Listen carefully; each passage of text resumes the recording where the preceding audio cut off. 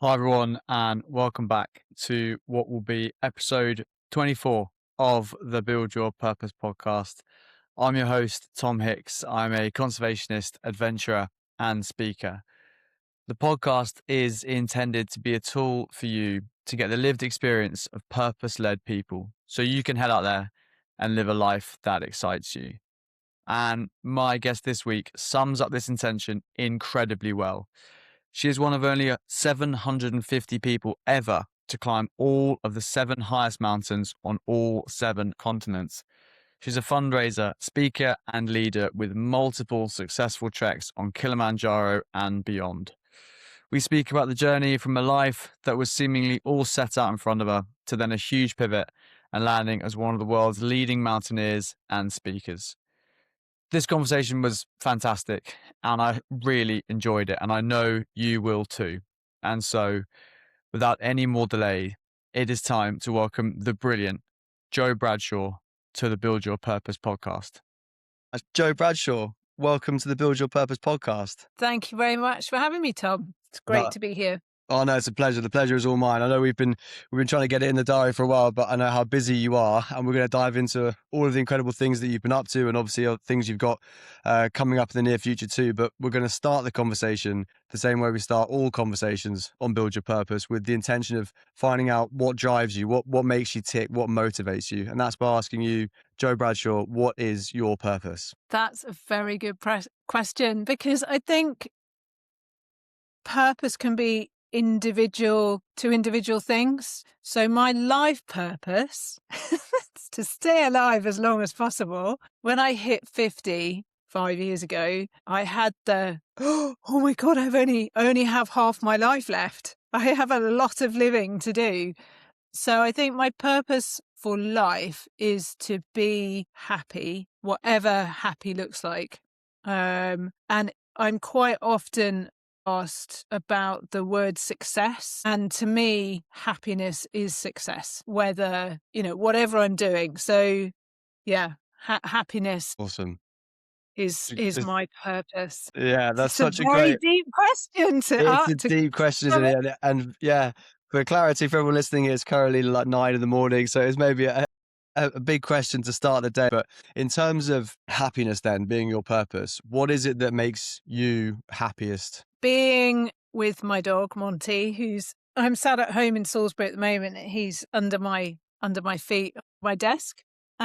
He brings me great happiness, and leading a fulfilling life, again, whatever that means to me, and it's adaptable and changeable. Friends and family, really important. And I am a bit of a loner, so I have amazing friends and I love spending time with them. And I also am very happy spending time on my own with my dog. So if we were looking at sort of extroversion and introversion, I'm more on the introversion side of things, that I regain my energy by spending time on my own. And I've spent most of this last bank holiday weekend on my own, and that was by choice. Because I have a busy week ahead, I then have regained my energy, and it means that my happiness is out there. So yeah, out happiness rather than inward happiness. Yeah, that's fantastic. And I've spoken to a number of people and asked them the same question to start every episode, and I have a variety of answers, but I think yours is a really pure answer of just finding happiness in whatever form that is. And I think that often speaks to where people sometimes fall down when they're on a journey to either changing their career or changing their lifestyle, or setting a goal and chasing it. Often they forget about finding happiness on the journey. Yeah, I totally agree, because there was one standout comment. I mean, there has been many over my 20 years of leading expeditions, but one was I was on an expedition in Nepal, and we went to Everest Base Camp, and then we're climbing Lotus East. And one client said to me, "The only reason I've come here is to get to the top of that mountain. I forget everything else." And I was like, "You have missed so much," because yes, the destination is great. Reaching the top of the mountain or your summit, wherever that is fantastic. It's the journey for me and the connections we make and the things we learn, that's what makes a summit what it is. And sadly, she didn't reach the summit. So it's like, what a waste. What an absolute waste. And again, if that was her happiness or her vision of success, that's fine. For me, it's very much about the journey, and looking at what is going to get me there, what steps that I take to get me there, because each individual step is a joy in itself. Yeah, absolutely. I think it's so important. I think it's interesting because I've spoken to a variety of people, and what's a common thread with mountaineers, particularly people who lead expeditions on mountains or regularly go out into the mountains, generally have the same thought process and the same attitude to it, which is it's the journey. And I said to a Mm, couple of people that I'm taking up to Kilimanjaro in June, I've said, look, just don't spend the whole time looking at the heels of the person in front of you, because then there really isn't mm, any point. To the whole, you could go and do that in the Brecon Beacons, you can go and do that anywhere, enjoy the whole journey. And I can still see a flicker in their eye of, but I want to get to the top. I'm like, yeah, no, yeah, we all want to get to the top. But you've got 5, 6, 7 days between starting and getting to the top. Enjoy yeah, it. Otherwise, what, as yeah, I say, what is the point? absolutely. And if you don't take care of what's going on now, you're not going to get to the top. You're not going to reach that, standing at the summit sign on Uhuru Peak. And it's the moments, it's being with the amazing Tanzanian crew and singing and dancing. And one of my clients, a friend of mine on my last trip a month ago, we do a lot of singing and dancing in camp, as you know. And she said, "And what part of being slow and taking it easy is this?" I'm like, "This is soul food. This is the joy in being here, because this doesn't happen on any other mountain in this way." So this is what you're going to remember. And when you've had a hard day on the mountain and you come in to your crew singing you into camp, it just raises your spirits and you forget about how hard the day was, or that you got really wet or what have you. And it sort of just resets it all. So it's finding those moments of joy in, because we're very fortunate, and we go back to these places time and time again. So we see them on a regular basis. We get to know them really well. Clients don't have that privilege because they choose a different path. Your one shot is be in the moment. And I think that's life, actually. Yeah, definitely keep an eye on the summit, because that's where you're aiming for. Or actually, it's to come down safely. If you don't live in the moment, you are not taking care of the things that are important to enable you to get to that summit. Yeah, yeah, absolutely. It's so crucial to, in terms of health, happiness, focus on what's happening in front of you now, always with that, that end point, that North Star, however you want to phrase it, but make sure that what you're doing right now is taken care of. And I wonder, because it's something that I find myself doing, if I'm coaching, whether, in sport, in a previous life, and now obviously on mountains, going up to Kili, saying that to people and giving them the same advice of, look after yourself now. Don't worry about the end point. Enjoy the journey. Do you find Mm. yourself ever falling foul of that in your everyday life? Because I find it easier in those environments. And often I'll be sat on my desk or doing the podcast or whatever, and I'll be doing the exact reverse of what I tell people to do. Do you have a similar experience? Yeah, absolutely. I've I've just started, or two and a bit months ago, I started a psychology degree part time with the OU, and it's 6 years. I'm Wow. going to be 60 when I graduate. That's a long time. And I was 3 weeks behind. I've only just started. I was 3 weeks behind after my Kilimanjaro expedition. And I started to panic. I'm like, "Oh my God, if I'm behind now, what does that mean in 6 years?" I'm like, "Joe, it's 6 years. Take a step back. You can catch up, do what you can do now, and the rest will take care of itself." And I've now created a habit by being disciplined in setting myself time during the day, because finding 16 hours in an already busy week anyway is has been more of a challenge than I expected it to be. I'm like, "Yeah, of course I have 16 hours." It's like, "Oh my God." Okay, so I need to do less of something else in order to do this psychology degree justice. So yeah, absolutely. And also because I'm in the privileged position where I know not to look too far ahead. I know I need to keep my eye on the prize and my goal or target, whatever it is. And I know that I need to live in the moment, and it's how to connect those two. I think that's the really important thing, because 6 years is a long time, but actually today is now. I need to do what I can now. Yeah, absolutely. I'd love to know your opinion on having goals and having those sort of longer term visions being, obviously remaining, as we've spoken about, focused on keeping yourself happy and healthy in the short term. But what's your opinion on having those goals? Because we'll go into what you've achieved, which is something that not many people in history have ever achieved, what you've achieved. But having those goals, are you someone that sets them and then chases them and has like an active relationship with where you want to get to and things you want to achieve, or are you someone who goes with the flow a bit more? I think I'm a bit of both, actually, because the mountains have, to begin with, up till Everest, I'd never set Everest as a goal. When I started mountaineering in my late 30s, I mean, I was nearly 40 when it all kicked off, really. And when I started and I first did Kilimanjaro, I'm like, yeah, right, this is it. And I'm now going to go up, higher, and Everest is going to be my ultimate goal. I was like, no, I don't want to climb Everest. Why would I want to do that? It's expensive. It's dangerous. It's a long time out of work. And when you're self-employed, not working for 2 months, that's a big thing. It's a journalistic nightmare of a circus and all of this thing. Why would I want to be involved in that? And then, so I never, the things that the mountains that I climbed were never in order to get to Everest. They were mountains that I wanted to climb and opportunities that I took.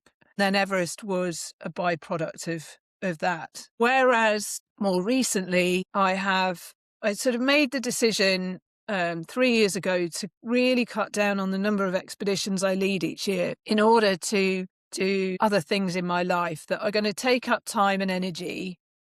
That I need consistency. I needed more consistency to have that time and energy. And one of those things was competing in a half Ironman a couple of years ago. And so there was so much more around it other than this half Ironman, but it was something that really set me on a path.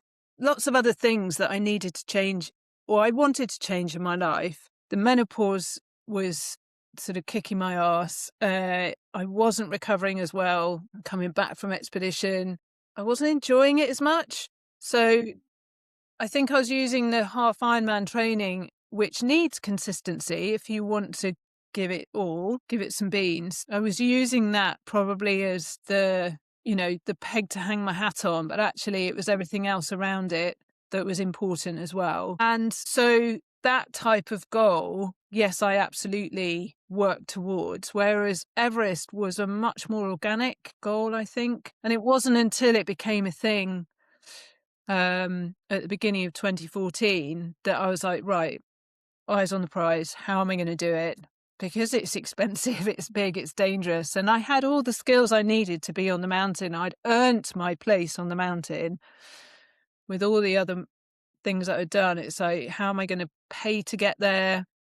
Want to raise funds for charity? How am I going to do that? So that's a whole massive project in itself. And each one to me is a project. How am I going to manage this particular project? Whether it was the half Ironman training or whether it was getting to Everest, or now it's marathon training and psychology degree, Yeah, taking that. What you're saying now, I'd love your opinion on whether the way you're sort of talking about it, Everest was part of a journey of achieving other things and what happened organically.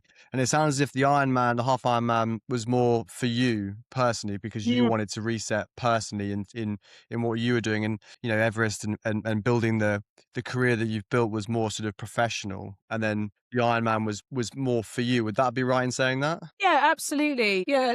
And also I think with the half Ironman training and all the other things I've done since then, it set me on a path that thinking, okay, I can diversify and I know I can diversify because I've done that quite a lot in my life.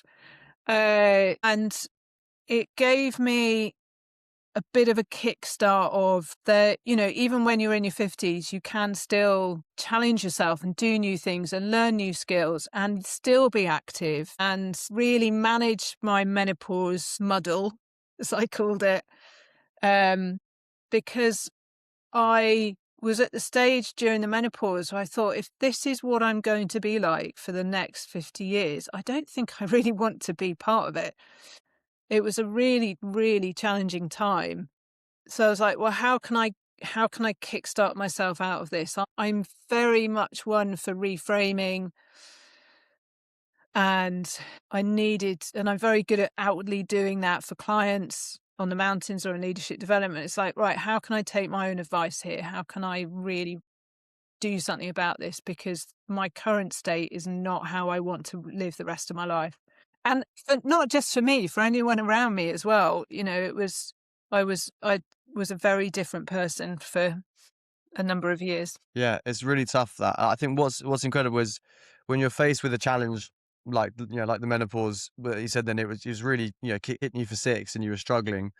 When people are faced with challenges like that, what's obviously within you is to front up and take on another challenge and push yourself to try and maneuver your way out of it. Where does that ability to do that come from? Because I know a lot of people, when they're faced with stresses in life, and we have stresses in everything, bills need paying, mortgage, fuel prices, whatever, people have so much stress and challenge in their life that sometimes it can feel almost insurmountable. But Mm. obviously what's within you is to have a challenge that's really, really hitting you hard, and to get up and say, right, I'm going to go and do something else and change the whole picture completely. Where does that come from in you? Is that something that you've developed over time, or have you always been someone that's been able to withstand stress and challenge?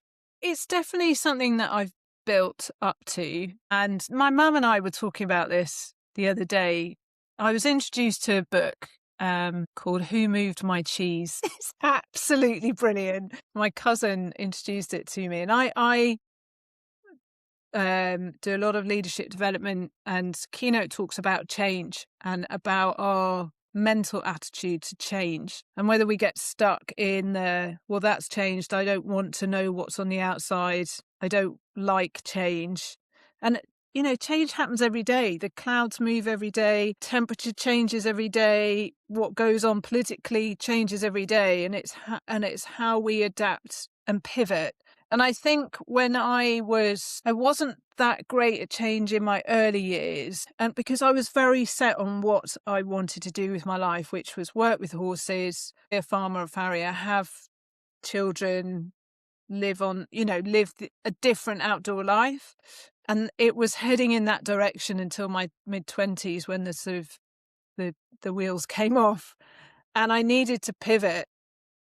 I could have carried on working for employers who were not fantastic, and you don't know that until you go and work for them. And my boyfriend had cheated on me, and we'd split up, and I was in Aylesbury working in, I had changed careers, I'd pivoted and was working in a department store, having never thought I'd work inside wearing shoes and a skirt.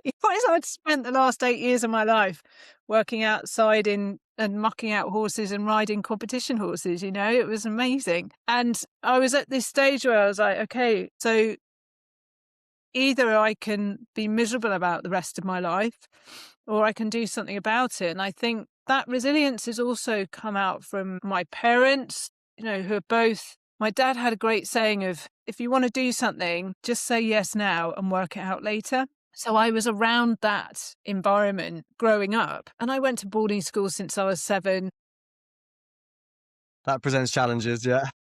That has its own challenges. Absolutely hated it. So yeah, I think I know resilience isn't something that we're born with. It's our environment that helps us grow. And for me, resilience isn't about adding layers of toughness and an armor. It's about the ability to not bounce back, but bounce forward, and how we react to things. And that is through life experience. And I've been through some fairly major life experiences, as have many people. And there are points where I'm like, right, I don't want to be resilient today. I'm a bit done with resilience. I just want to sit on the sofa and maybe have a cry, and that is fine. Yeah. That's absolutely Completely. fine.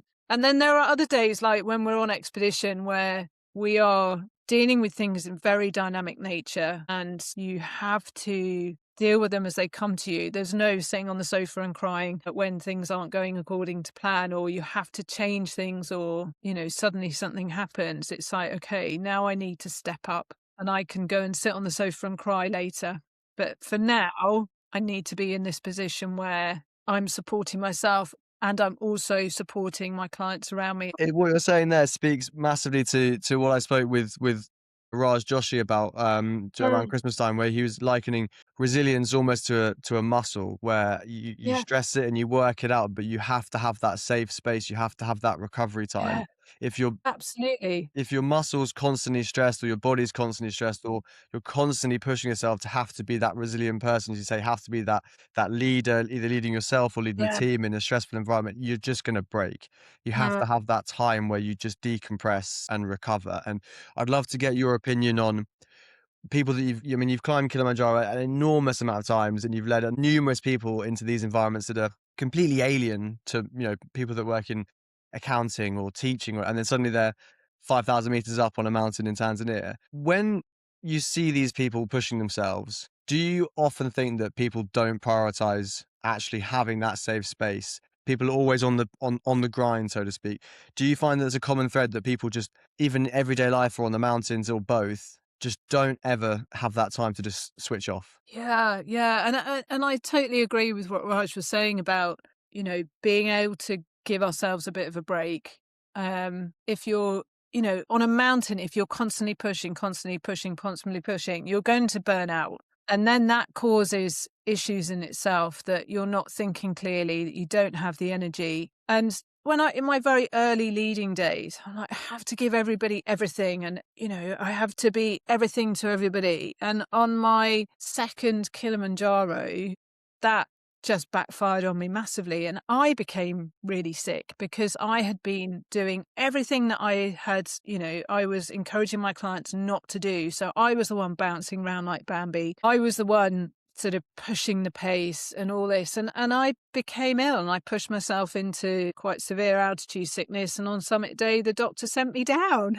How embarrassing is that? And actually, that was the biggest and best learning opportunity. And my clients were absolutely safe. Our local guides are brilliant. And it was, they all went and summited, and I came down, from halfway up the mountain on summit night, because that was the safest thing to do. I was walking around like a drunk person, which, when we know altitude, that is definitely not a good thing. Not a good sign. And if I carried on, and I've had a couple of instances since then where I've been ill. So I had tonsillitis on Kilimanjaro once, and I had a chest infection in Nepal. And if I had carried on, I would have been causing the problem. I would be the one that actually is not in a space where I can be of help to anybody. I would be the one actually sucking out the resources, which are our climbing guides. And my want of an expedition is that I encourage my clients to get to a position where on summit night they don't actually need me, and I'm there as backup, and they're climbing that mountain through their own skills and through their own mental fortitude, and I'm there as a backup, and to sort of see the things that, maybe on the last one, clients' hands were getting cold, so I whipped out some hand warmers for them. And it's having those little things in your back pocket, and you're like, and being that little bit of extra support. But actually, they were all doing it on their own, Mm. because when we get back from an expedition, I would like my clients to go, yeah, I climbed that, not Joe got me there. Yeah, for sure, 100%. And I think it's the same when I'm approaching, when we're heading on Kili, or when I'm coaching, leadership in Mm, those different environments. Often I try and say to myself, you want to basically almost be redundant, coach your way yeah, to being redundant, where they don't yeah, need you. And from my previous life as a rugby coach, often I had people say the everything was going wrong on the pitch, and mm, in a training session, and someone would say to me, we need to just stop it, stop the session, bring them all in, have a chat. But I thought, no, you can't, because in a game situation, I can't just run yeah, on and say to no, them, right, stop, right, let's have a chat. I have to just sit back and go, well, this is where we're at. and my job is to get them, to a better position. But ultimately, they've got to get themselves there. And you're Yeah. exactly right. As someone on a mountain, but in a mountain environment, as you know, like as you said there, if you don't do that and you overstretch yourself, it's hugely detrimental. And you've got Yeah. experience on mountain that I think I'm right in saying that around 750 people in the world have ever done the seven summits. Is that right? So, yeah, there's around 750 climbers worldwide. So that's out of 8 billion people have climbed the 7 summits. And obviously it's now it is increasing. There was a little bit of a hiatus, particularly if you were going for the 7, which included Carsten's Pyramid in West Papua, and because the mountain was closed for about 5 years through civil unrest, then COVID, and then continued civil unrest. So, yeah, the 13th British woman. And I'm really proud of that because it's a very small club to be part of. And I love the fact that more people are doing it. I never expected to be part of that number. Well, I never expected to do any of this. And I think that's also where a lot of my, we talk about goal setting, a lot of it was because this mountaineering malarkey has all been a bit of a surprise. I mean, it's not anymore because I've been doing it for 20 years, but no, it has, well, less than 20 years. I think I am utterly grateful that it has come into my life, and also that I have taken the opportunities and created opportunities to make it happen, because I expected my life to be very different. And, I'd left horses in my mid-20s. I'm not married. I don't have children. So all of that part of my life didn't happen, probably because I was climbing mountains so much, actually. It's like, someone will say, well, who's going to want to be with you if you're away so much? I'm like, I'm quite happy with that. Fine. My life is not, the success in my life it's not measured about whether I'm with someone or not. It's, again, it goes back to my happiness and whatever that means. Yeah, and also, we're going back to the last question about making ourselves redundant. Is my utter joy in being able to enable and empower and give my clients the agency to go and do this stuff themselves. I absolutely love that, because as an instructor and a teacher and a tutor and a mentor and a coach and all those things, that's my aim. Why would I want them to be guide dependent? I don't, as a climber, want to be dependent on my guides. I want to learn as much as I can from them so that I'm not bothering them all the time. Yes. I can do this. And it's the same in other things that I do. So, yeah, I want to absorb. I want to be that sponge, and Yeah. absorb everything so I can then go and do it myself and encourage others to be, the best versions of themselves, whatever that is. Yeah. I have to say, one of the evenings that we spent together, it must have been about 18 months ago now, at the RGS, Yeah. celebrating, the first woman to climb Everest, Junko Tabei. And it was one of the most inspiring evenings I've ever been at, because it was so, when you all got on stage, all the Everest summiteers, female Everest, seeing how many sort of pioneers almost are, because you said there's 13 British women that have done what you've done. That there's not a massive number. How No, important is it for no. you to set that example so that future generations can follow in all of your footsteps? Yeah. Oh, so important. In the evening you're talking about was a Mount Everest Foundation evening where we were celebrating Junko Tabei and women in adventure and in mountaineering. So Junko Tabei was the first woman to summit Everest in 1975. And I did a talk about Junko and her life and how different times were then to how, in so many ways, to how they are now, and also how we haven't moved on very much. Women are still seen as a minority, even though we are more than 50% of the population. And in the room were Rebecca Stevens, who's the first British woman to have summited Everest and completed the 7 summits. She invited, excuse me, female Everest summiteers, and to have us all in one room was just a joy. And there are just over 50 British female Everest summiteers out of, I don't know, nearly 7,000 summits now. That's a very tiny number. And, I'm told, oh, there's so many of you. So I know there's 50. That's not many.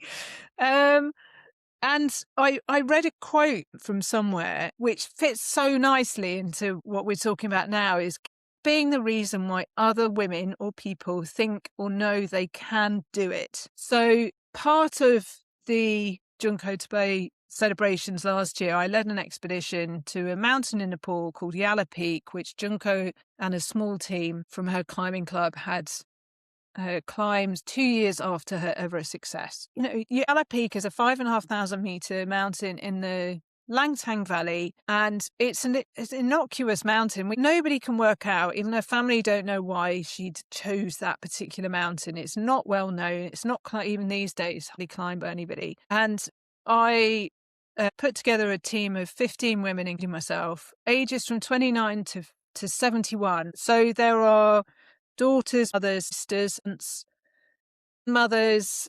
We have army veterans, doctors, and ship coaches, to survivors, you name it. Of our 15 women, we represent such a broad spectrum of female life. Mm.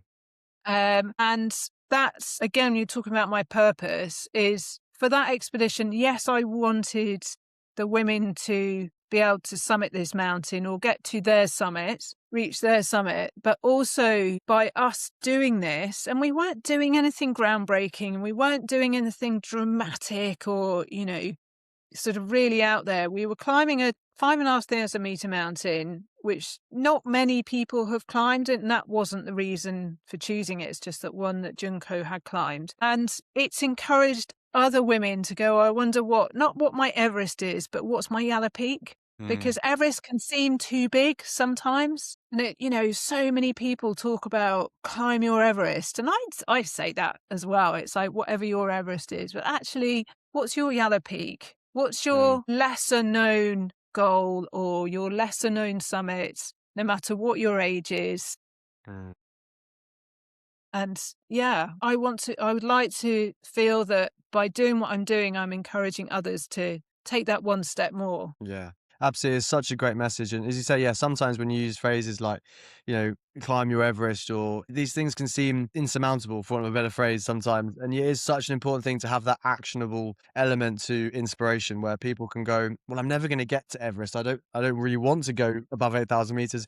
There's various different reasons, with money, danger, whatever. But it's that actionable advice of, well, go and find your next big thing for you, Yeah. relatively speaking. Because as you spoke about there, it could be in response to anything. As you say, you had a down period in your 20s, and now later in life, the menopause. These things can really, buffet you off course a lot of the Yeah. time. And find your next attainable but challenging thing. Yeah. And from someone like yourself who's done 7 of these unbelievably challenging things, I'd love to get your thoughts and feedback on other people who are going for the 7. How best to stay, to our point earlier, happy on that journey, because those mountains are big.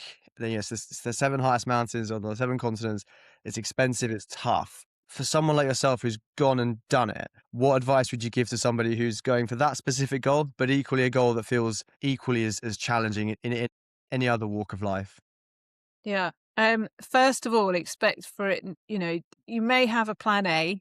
You will probably end up sliding down the alphabet quite a long way. And that's actually part of maybe not the fun at the time, but the challenge as well. Because also with the 7, it was only after I'd summited Everest in 2016, and that was number 4. I hadn't even stitched them together. It hadn't been a thing in my mind of, I've done 4 now. Maybe I need to go and do the other 3, because A, I didn't have the money, and B, I'm like, is that really something that I want to, spend my energy doing? So I had climbed Kilimanjaro through work. Aconcagua the first time in 2011 was a standalone mountain for me. I climbed Kili quite a few times for work by then. Not summited, actually. Didn't even summit Mirror Peak in early 2011. Concagua then came up. And then Elbrus was sort of after earthquake Everest. I needed to get back on the mountain, and it was sort of part work, part therapy. I think. And then Everest happened in 26. The successful one happened in 2016, and I had been sponsored to climb Everest 2015 and 2016 by a company. And when I came back, my sponsor said, "So what's next?" And I never expected there to be a next. I was like, Everest was a big deal. The company paid twice for me to Wow. go to that mountain. Firstly through Earthquake Everest, and then second time. So that was 2015 and 2016. That's a huge financial commitment. And I was raising funds for Children's Mental Health charity Place to Be, who I still raise funds for today. So I was like, okay, so what is next? Everest was my second 8,000 meter peak. So it was like, it could be others, or let's see what about the 7. So I this is, and I'm doing bunny ears here. I only had 3 to go. It's crazy. Denali in Alaska, Vinson in Antarctica, and Carsten's Pyramid in West Papua, Indonesia. And I wasn't chasing numbers or to be the fastest or the youngest or the oldest or anything. I was curious to see if I could last out the project, not from life and death, but actually through sort of time and energy. I was curious to see if I was capable of the others, because Denali is a tough mountain to climb. It's again, it's I'm not going to say only anymore. It's 3-week expedition. The weather is fierce out there. When we arrived in 2017, the success rate on the mountain was 12%. And the sort of season is May, June, and July. When I left, it had gone up to 32%. So, and it didn't climb up much more than that. No. So it's a challenging mountain in so many different ways. Vinson had its own challenges through maybe not even getting there because of flight issues and red tape. And then Carsten's is a whole talk on its own, 7 years, 5 cancellations, civil unrest, COVID, lost money, you name it, we had it. So it's that is a battle of resilience, and it did feel like a battle at times, that we nearly got there and then we didn't, or I didn't, and then I nearly got there and then I didn't, and so on and so forth. And so much of it was out of my control. What was in my control was my response to each of the situations. So my response was my responsibility. So to anybody who's looking to do it, and quite often I hear people who've climbed Kilimanjaro and go, yeah, I'm just going to do the 7 now. It's like, Kilimanjaro is a pimple compared to the others. Even though it's not the lowest, it's most definitely the easiest in relative terms. 100%. Financially, climbing, everything.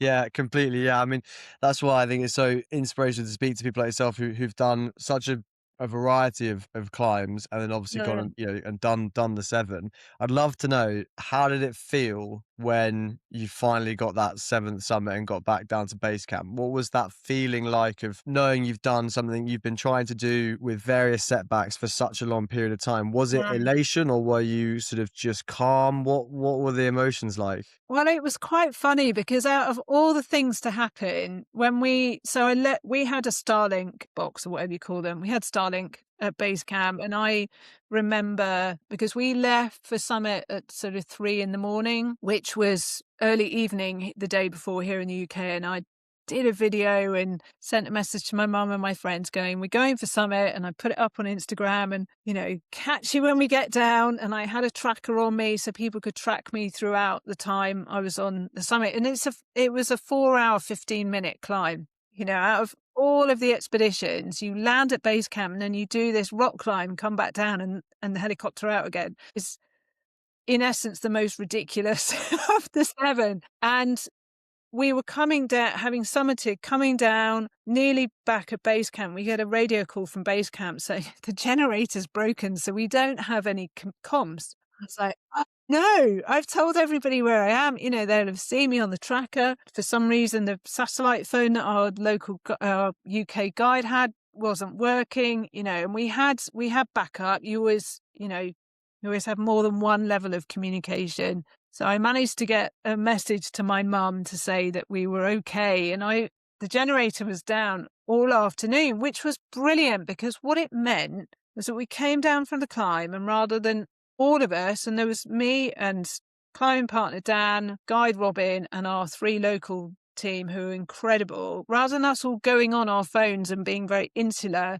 we sat in the sunshine for an hour, because that was all it was, sunny.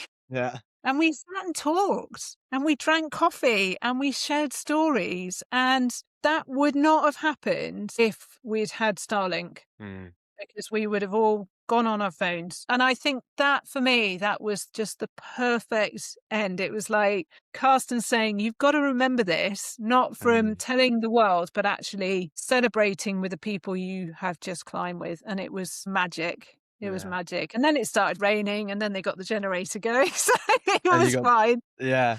God, It was back. that's such a special story, and I'm so pleased that you had that kind of perfect end, because as you said Yeah. there, you had so many ups and downs and attempts that just were blocked for various different reasons. To have that hour and a half of just pure kind of in the moment joy, speaking to Yeah. what we spoke about before about finding happiness in every moment of what you're Yeah. doing, that's such a special way to round it off, and such a special challenge to undertake. I'd love to just touch on the purpose, for want of a better phrase, behind the climbs for you. And obviously, you alluded to there Mm. that you're raising funds for an incredible organization. I'd love to just find out a bit more about them and the reasoning behind, wanting to support them, but also the work that they do. Yeah, it's Place to Be, an incredible charity. So they have counsellors in around 500, mainly primary schools in the UK, mainly in areas of social challenges. And they offer the students, children, parents, carers, and teachers mental health support. Most often in schools, that's through art. So they can have group art sessions or counselling sessions, or one-to-one as well. So, and it's raising awareness too. So a lot of I've raised about £45,000 for the charity over the last 10 years, which is a great amount of money, and it funds a fair amount. For me, it's also the raising the awareness that's really important, that these things are going on in schools. We talk about the mental health crisis, that actually there are charities out there who are actively supporting younger children to be able to cope with modern day challenges and changes. And, when I grew up, it was hard enough. I was bullied a lot at school, and there was nobody really to talk to about it. And it's such a joy to know that there are people, and there's such a greater network to be able to navigate that. The challenges, I think, are greater now with social media and phones and all of this. I can't even imagine what it's like to grow up now. So it's been a real privilege to support this charity. And mental health is our being and goes up and down like our physical health does. And I think that's, for me, it's enabled me to address my own mental health and work out what makes me tick, who am I? How do I navigate various things? And so it's helped me greatly as well, being part of this charity. Yeah, God, such a special purpose there behind it all. And to go and do something as amazing as the 7 and all the other mountains that you've climbed along the way. Because I think, people often think it's just the 7, but it takes a lot of other stepping Mm. stones to get to those 7. But then also to give back in such an amazing way with such a huge amount of money to a charity that's doing something that's on our doorstep, so to speak. It's happening in front of us. So yeah, I mean, I'll put all the links to where to support Thank you. you and the charity in the show notes. And that's a great moment to bring it to the closing quick fire questions, or slightly quick fire. Sometimes I'm going to Okay. change it from quick fire, because I often feel that constrains people. I want people to be able to open up. But the final 3 questions of the pod, and these are designed, to just give people 3 bits of tangible takeaway advice from someone like yourself who's lived such an incredible journey, on the 7 and everything else you've done. So the first is a book that you think should be on all of our bookshelves. Oh gosh, there's so many. I'm not sure I can. It depends what genre you're going for. So we were talking about reframing, actually, and a book that I listen, because I listen to a lot of books rather than read, is Black Box Thinking. Yes, Matthew Syed. It's so good, so good. I'm going to add in another one that Go I've for read it. recently, which is by Mel Robbins called Let Them. And both of them have been pivotal for me about reframing. So black box thinking very much about there's always two sides to every story. That my truth is my truth only, and there will be someone else's truth or, another explanation for something. And Let Them by Mel Robbins is not just let them walk all over me or let them get away with stuff. It's like, so they're going to do them. So how do I do me? What are my values? What is my behaviors? How can I be authentically me? And I think both of those are absolute amazing books. Fantastic. Yeah, completely agree with you on black box thinking. I haven't read Mel Robbins one, but I'll go on my list for sure. And I'm with you. I listen to a lot of books as well, rather than read. I find it difficult to sit sometimes for an hour or so. So yeah, I'll definitely put that on my Audible going forward. And the second question is a time on your journey where failure has then led to success. The earthquake. Yeah. And interestingly, it was not a failure that was, I didn't create that failure. It was very much then what happened afterwards. And like we were talking about, earlier on, it's the resilience of bouncing forward. It was such a massive event. I was at Camp 1 during the earthquake in Nepal on Everest 11 years ago. And it's taken me a long time to navigate what happened. And it's still, it's always going to be a part of my makeup now and my life CV.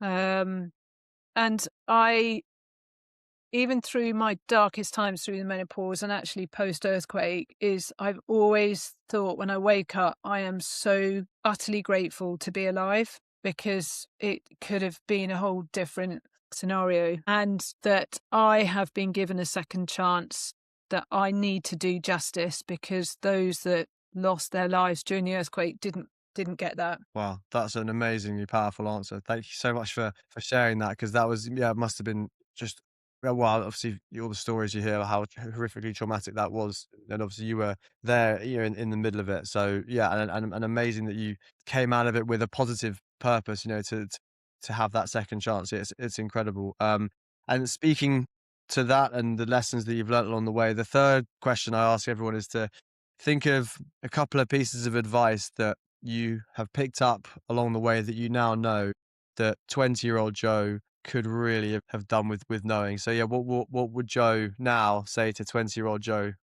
That allow life to take you in directions you were not expecting. I was so set in my 20s of this is what I'm going to do. And I had no inkling that horses would ever end. And when it did, I was completely lost.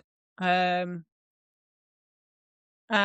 that the tougher times in your life will take you in a direction that will create the greatest times of your life. And everything that I've done, from horses into the mountaineering, all the business stuff in between, is all valuable life experiences. So work hard and make the most out of, where you are now, because who knows what amazing experiences are there for you in the future. Wow, that's such great advice. Yeah, because I think people do sometimes resist change and resist pivoting because they want to stay the course, and change often feels scary, or feels like they don't want to lean into it. But as you said there, you embraced it, and the 7 summits later, amazing amount of money for charity, all the amazing things you've done because you embraced that change. It's fantastic advice. I've been inspired by the conversation. I've been inspired by you for a long time. Social media and your stories, and obviously then meeting you a couple of years ago at that incredible event. Everyone listening to this, I'm sure, will also be inspired. So where can we go to find out more about you, to connect with you, to support the causes that you support? Brilliant. Thank you, Tom. It's been great chatting to you as well. And I'm so glad we finally made it happen. So I'm active on Instagram, and it's @_Jo Bradshaw, and Facebook. So that's basically a sort of mirror of Instagram, and LinkedIn as well, slightly different posts. So those are my main places that you can see and read and follow what I'm doing. as well. Well, I encourage everyone to go and give you a follow, because there's so much inspiration from your journey, and then amazing insights on your blog posts on LinkedIn and things like that. So yeah, please do go and give you a follow. But all that remains for you to say now, Jo, is thank you so much for joining me on the podcast. It's been a brilliant conversation. I've loved every moment of it. Brilliant. Thanks very much. And thanks for your insights too, Tom. It's been, what a way to start Tuesday morning. Yeah, no, the pleasure's all mine. Yeah, great start to the week. Thanks so much for your time, Jo. Pleasure.